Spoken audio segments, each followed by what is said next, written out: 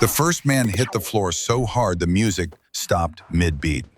The second lunged for something in his jacket, but before he could react, he collapsed beside the others. 15 seconds. Three grown men neutralized. They had assumed the quiet woman in the gray sweater was just another civilian, someone they could intimidate, scare, and control. They were wrong. Across the room, Captain Elena Reyes had been sitting alone. 14 months deployed overseas, two back-to-back assignments, and every instinct honed to perfection. Tonight her presence was meant to be invisible, but she had noticed exits.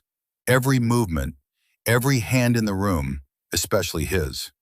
The spoiled millionaire, Ryan Hargrove, had been emboldened by privilege his entire life. His father's wealth had protected him from consequences, and rejection was something he never accepted. Over the past year, the young woman at the bar, Clara, had refused him repeatedly. Tonight, fueled by alcohol and arrogance, he cornered her in front of witnesses, attempting intimidation. Clara's boyfriend stepped forward. "Back off," she said. "No," he said. Ryan shoved him into a table. Glass shattered. "Do you even know who my father is?"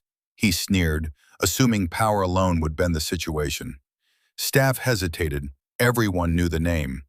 Entitlement was meant to intimidate, and it almost did, until Elena moved. Calm, controlled, precise.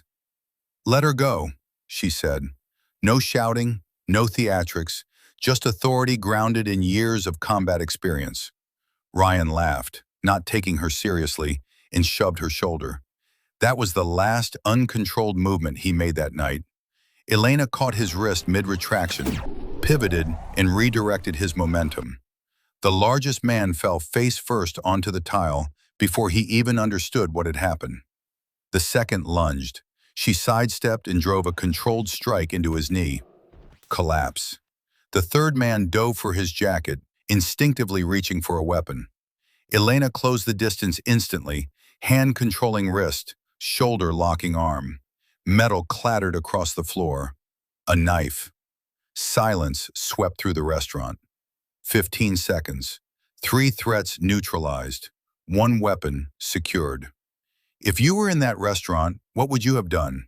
Comment below. We want to see who else would have stood their ground.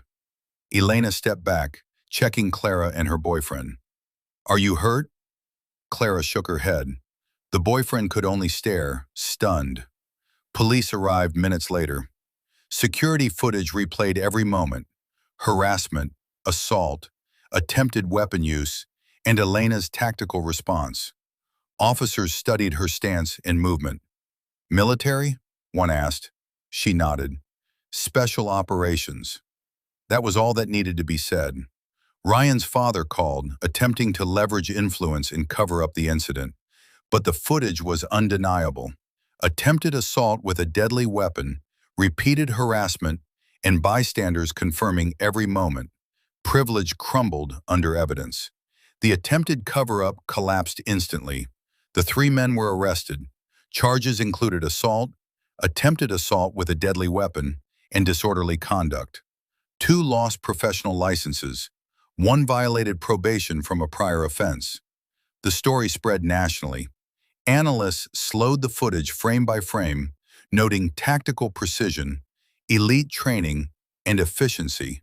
Not just military skill, Tier 1 operational capability. Clara later spoke publicly about bystander hesitation, emphasizing the importance of speaking up. The restaurant implemented safety protocols and staff training for emergencies. And Elena? She returned to base the next morning. No interviews, no accolades, no spotlight. Real warriors don't seek recognition. They stop threats efficiently, protect others, and walk away quietly. Power and entitlement are tested constantly. Sometimes it takes someone calm, disciplined, and trained to remind the world that privilege does not make you untouchable. 15 seconds, three threats down, one lesson learned. And the quiet woman in the gray sweater ensured no one forgot it.